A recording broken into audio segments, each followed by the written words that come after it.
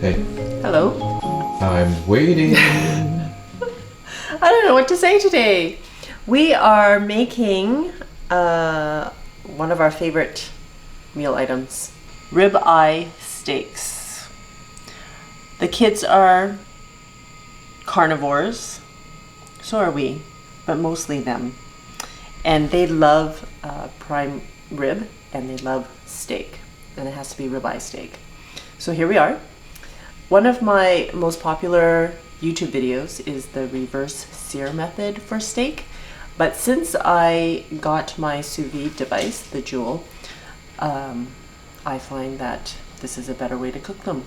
And we never go out for steak anymore. We've mentioned before on a previous video that meat seems to be a very personal and unique thing, and everyone's got an opinion about meat, and steak particularly. Yep, so we like it medium rare, but it has to be a certain pink on the inside. And the Joule is great because the app that they provide shows exactly what pink you're after, and you just choose the temperature to sous vide it in. So that's why I love the Joule, because everything's so visual and I'm a visual person. But yeah, so we're gonna get started. Okay? Let's go. All right. My way of making steak is just super simple. You get some nice cuts of meat and just salt and pepper. And I'm gonna salt and pepper both sides.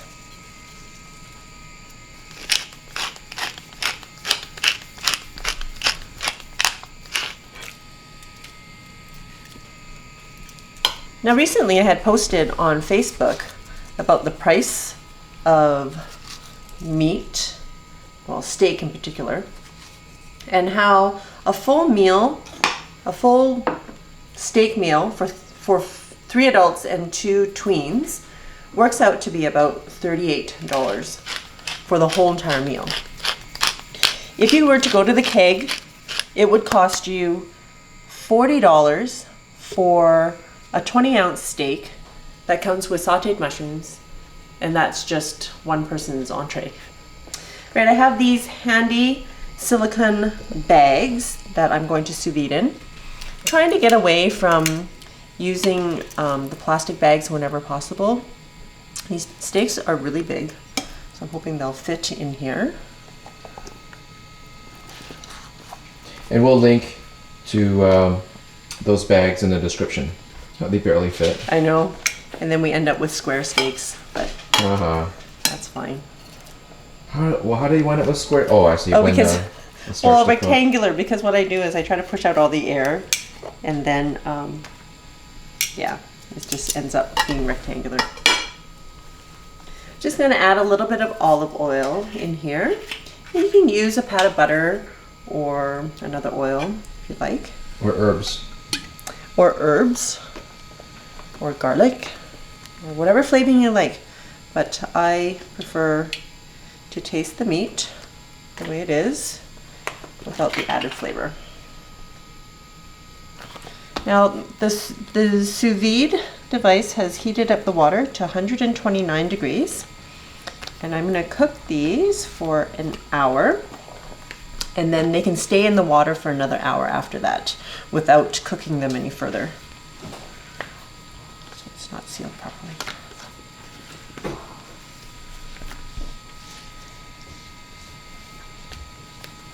All right, ready? Welcome. You didn't even have time to put the camera down today at all.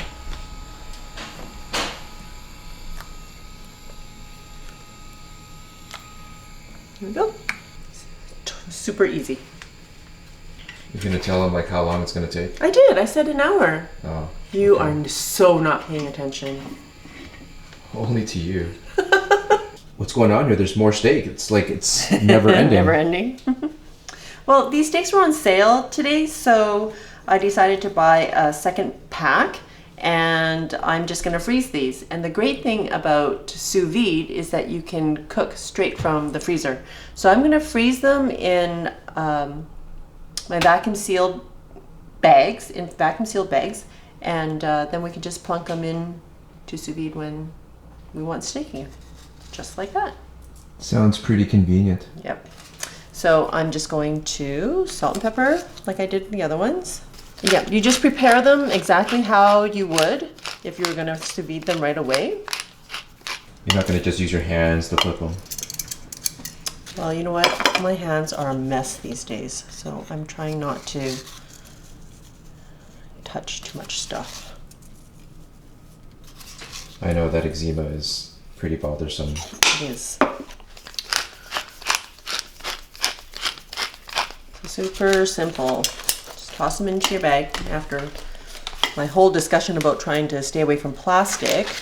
But this is one way that we can store meat and be able to cook straight from the freezer. And I suppose if I had more silicone bags, I can just freeze them in those, but I don't. Not yet. Not yet.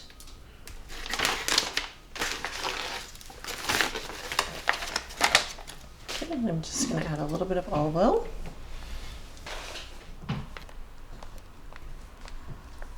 Now, I hummed and hawed for a really long time about getting a vacuum sealer because I wasn't sure how useful it would be for me, but it's been great. I love being able to reseal things and vacuum seal things like cheese that we don't go through fast enough, or like this, sealing meat so that it lasts longer in the freezer. They don't get freezer burned.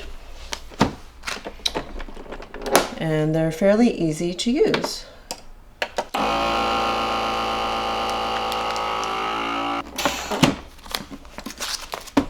Ta-da. And then you can just write down the date that you prepared them and toss them in the freezer.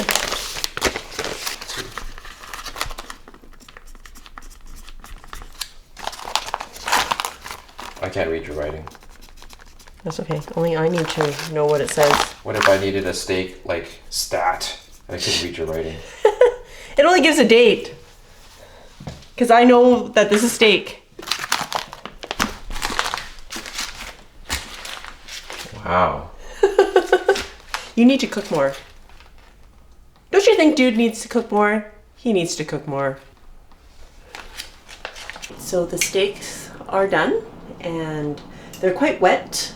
So what I do is I wrap them in paper towel to soak up as much as the oyster. I was gonna say oyster. As much as the moisture as possible so that we get a really good sear on them. So I'm just waiting for my cast iron pan to heat up. And I have a little bit of oil in there already and just waiting for it to smoke a bit. They don't look great when it comes out of the sous vide. No, but they're fully cooked? Yep, they are fully cooked. Just going to salt it a little bit more. Pepper.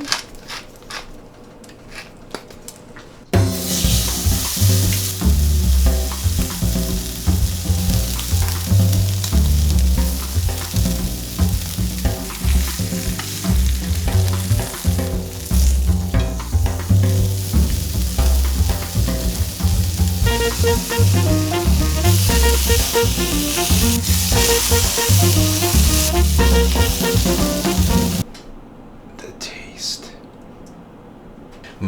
Steak. Oh, which one should I start with? Well, you look good right in the middle there. No, I'll go with this one.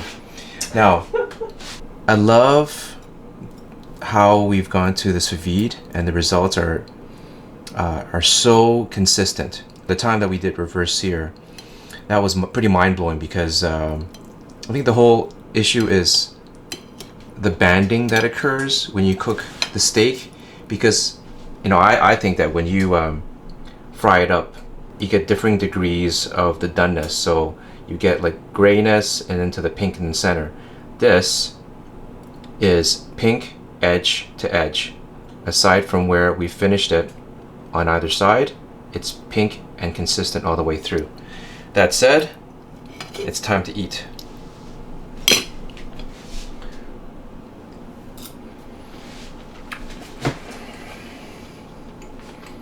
Oh,